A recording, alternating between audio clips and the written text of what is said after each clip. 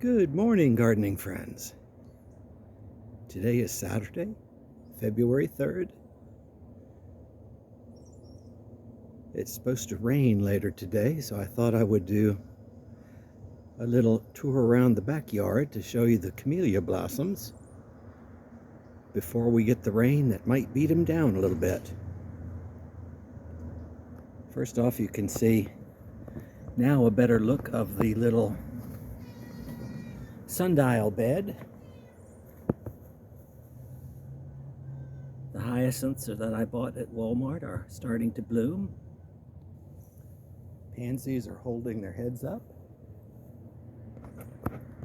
I did buy other pansies, mostly for the hanging pots. Let's see which side. This side looks better. I bought the yellow ones. And if you haven't noticed, one nice thing about pansies in pots like this is you can smell them. They do have a very pleasant fragrance. Normally you don't notice it unless you're buying them in bloom and sticking them in your car to get them home.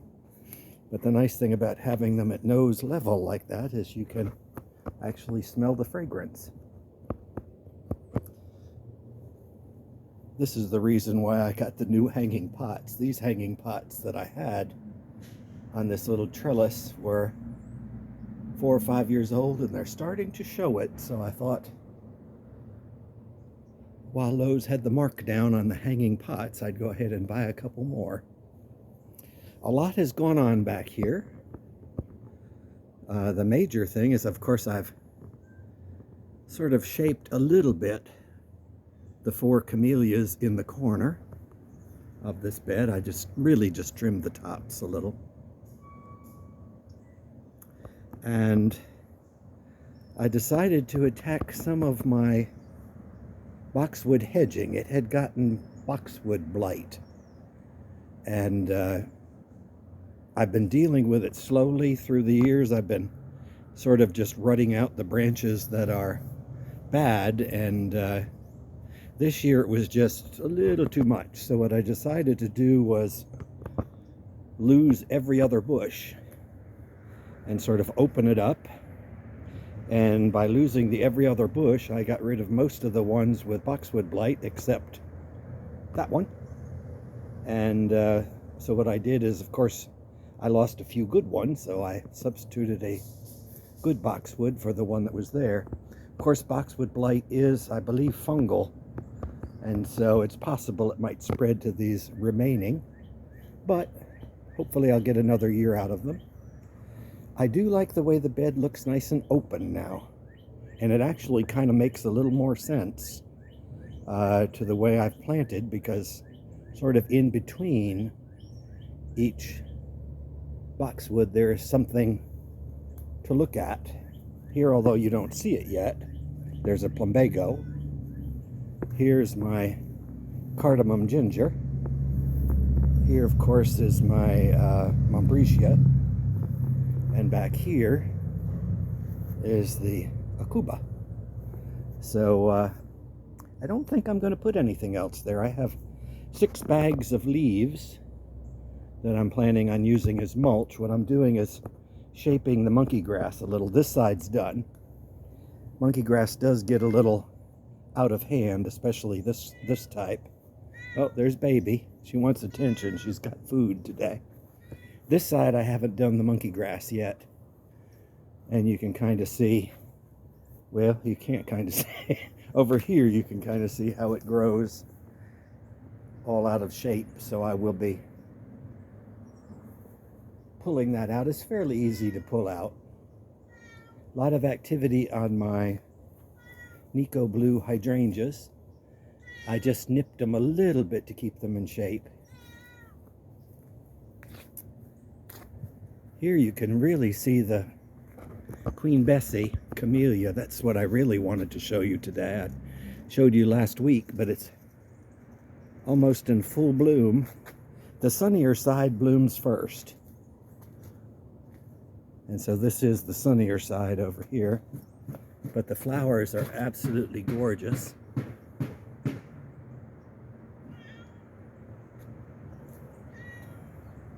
Let's see what, oh, the Lenten roses are still here. See if I can. The only thing that's a little annoying is you do have to kind of pick them up in order to appreciate them. But the good news is that one has spread a little bit since last year. I do have ground ginger here too that has been spreading. I bought it about 3-4 years ago, and when I bought it, it only had 2 leaves, so it does like it. I had read in horticulture that it does well as a ground cover in zone. Of course, then I was an 8B, now I'm a 9A. And I have another batch way under here of the ground ginger. So it will do deep shade. It just takes a little while to spread. I did notice that the yellow sedum was starting to sprout. So I will be moving some around, but I did seed some violas in between, so I'm not going to rush to do it. I'll wait till a little farther into official spring before I do anything. I do like the color on these camellias. I did find out, I googled it yesterday because I brought one of these flowers in the house that I had cut off in pruning, and as is usually the case, it was beautiful for an hour or two and then fell apart. They have very fleshy flowers, or petals. And I googled it, and it turns out you can eat camellia blossoms. So there is a recipe online. If you Google it, you'll find it, for pickled, sweet and sour, I guess, camellia blossoms. I don't think I'm going to try it, but it is good to know that you could eat the camellia blossoms, should you need to someday. That's one of those, in my books, a last-ditch thing to eat. There are a lot of other things I'd eat before the camellias.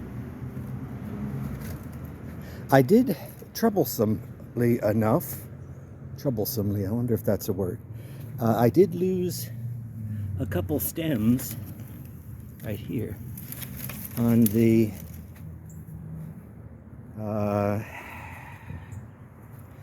palmetto that I have. It had, and here's one more yet, all the new growth on a few of the stems just absolutely died out, frizzled out, whatever you want to call it, which is a bad thing on palms. Normally you get the fresh green growth like this, and if that's brown, I mean not from frost, normally brown, frost will turn that brown, that's a bad sign. It usually means there's a fungal disease. So hopefully I won't be losing these. Sonoran repons, couldn't think of the name fast enough. The good news is my big Sonoran repons doesn't seem to show any signs of it, so that's a good thing. Here you can see the frost has definitely taken a toll on the sago palms. Since they're no longer green, they could be cut back now because they're not producing any, like this still has a little bit of green. I mean, you could argue it's got a little goodness left that it's sending the plant, but it could be cut back. But since big trash pickup was yesterday, it'll be 2 weeks before I even think of cutting things back, and I'll have to cut back all the ferns. I need to cut them back quickly because the new ferns will start sprouting at the base, and at this stage you can cut them with hedge trimmers as opposed to doing it stem by stem. Trust me, you don't want to do it stem by stem. I didn't know, since I hadn't had it before, how the Spanish moss would react to the 20-degree weather we had, and it doesn't appear to have affected it any. My lady palm showing some signs of stress, but it's still green, so as long as it's green, that's a good thing. I'll leave it. I did lose one pot that I had here. I had a hot pink pot. I wasn't crazy about it. I got it with an anthurium, and the anthurium wound up dying. I don't have luck with everything, but in any event, I figured, well, I got a pink pot out of it, so I had it here. But the 20-degree weather shattered it. It just absolutely fractured it to bits.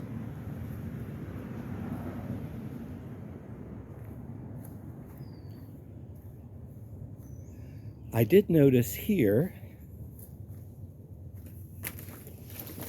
that I've got some big buds on my blueberries, so possibly I may have some fruit this year now that they're more exposed to the sunlight. I've got 1, 2, 3 of them.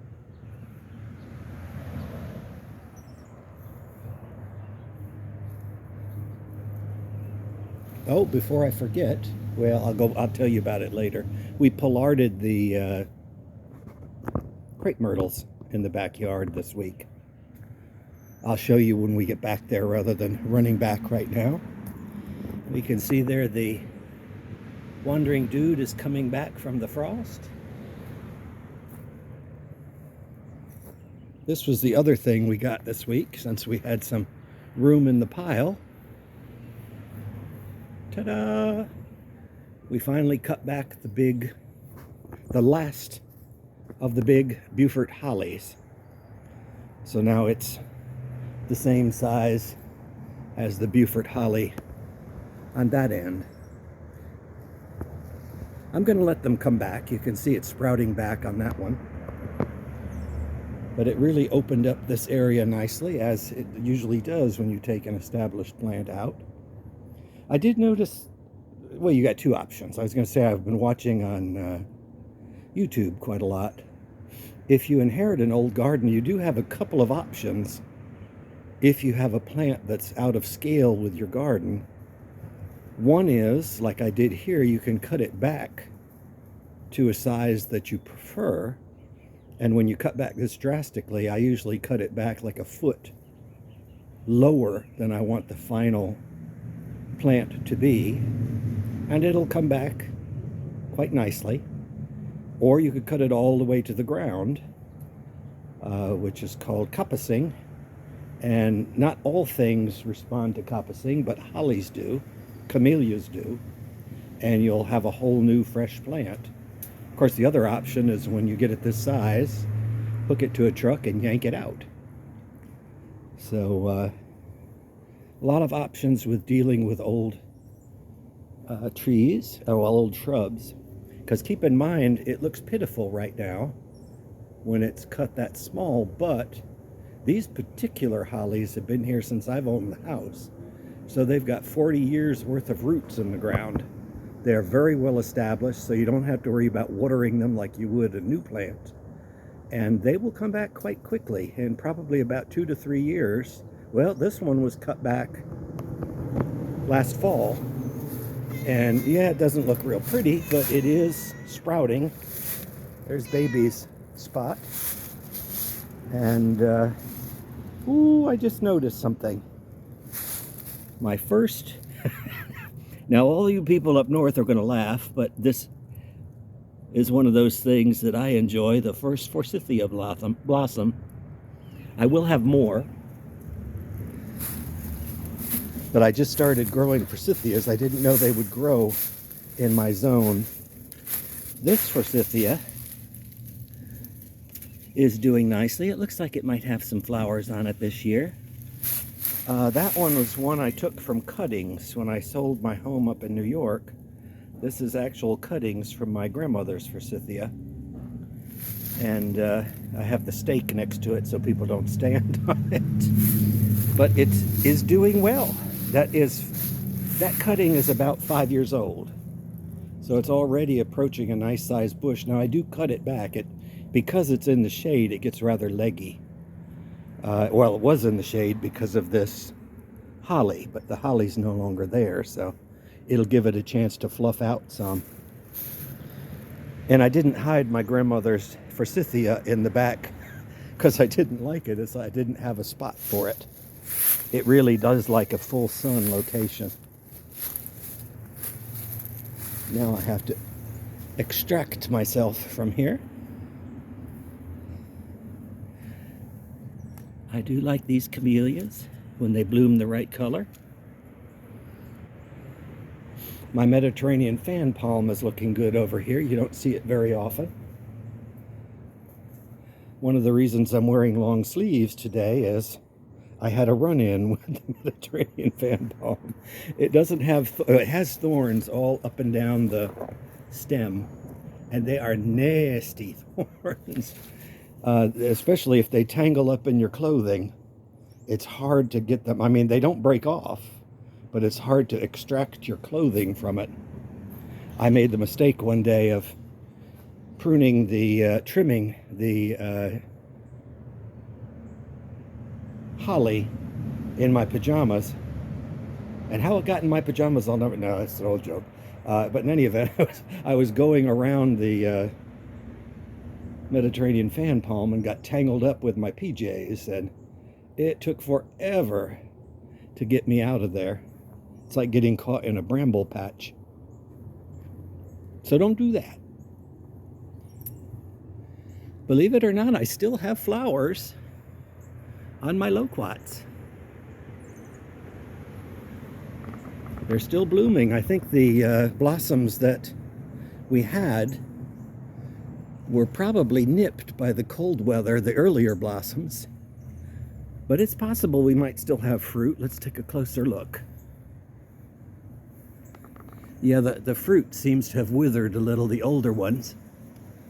So we may or may not have fruit from those, but it's still sending up new flowers here and there, so it wants to reproduce.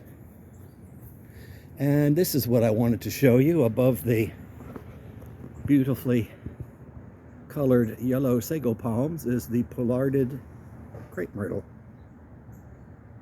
By the way, if you have a vegetable garden, crepe myrtle stakes are fantastic for growing peas and using them as support stakes, because when they dry, crepe myrtle wood is very hard, and so it makes perfect garden stakes. I made the mistake when I first did it of standing them up, and so they curved a little as they dried. So they're still good stakes, but they were not straight anymore. So if you do want to save stakes and let them dry, make sure you lay them flat. I haven't cleaned this up yet, but there is new growth appearing from the center of my lily of the Nile. So I think I'm going to leave it for a little while yet. Back in here, the cyclamen are still looking good. I have my other species amaryllis in the front porch, which I will show you tomorrow because it is in bloom. And oh, by the way, that other amaryllis that was originally encased in wax is an absolute gorgeous full bloom. You'll have to tune in tomorrow to see it. It has 5 blossoms, and 4 of which have opened up. So it's beginning to look a lot like spring here. I'm doing a lot of cleanup. We do need the rain, so I welcome the rain coming. I did prune my roses as well. And wouldn't you know, that's not box blight on top of that box hedge. That's just frost damage. I don't have any box blight on this hedge. And this is the one I really, really, really hate, because in order to prune it, you're risking life and limb working around these rose bushes. I've had this garden for 31 years now, and it has evolved a lot. And before the monkey grass borders that I have now, I used to have boxwood borders, little boxwood hedges. And gardens will evolve with your age as well. Boxwood borders of any kind require maintenance. So one thing about gardening, if you look at a lot of gardening books, You might get carried away, but remember, the one thing that a lot of these big gardens in Europe and England have that we as home gardeners don't is staff. They have gardeners that will maintain those things. So if you plant hedges, you will need to trim them. And it may be fine while you're in your 30s. It may still be fine while you're in your 40s. But it's going to get slower in your 50s and harder than heck in your 60s. I haven't approached, well, I'm approaching 70, but I'm not there yet. So gardens do evolve. And monkey grass doesn't require much other than a little trim up every now and then versus the boxwood. At least here in Zone 9A, boxwoods take probably about 4 to 5 trimmings per year. They never really seem to stop growing. I see God pruned these for me because I pruned them late or trimmed them late. And so the new growth that hadn't quite hardened off yet froze. That's a shame. So these they just need a little touch-up trim. There's not really a lot to trim on those, but enough said for today. I will see you all tomorrow to show you the status of the amaryllis inside. But I hope wherever you are, you can get out in the yard and enjoy your garden. Take care.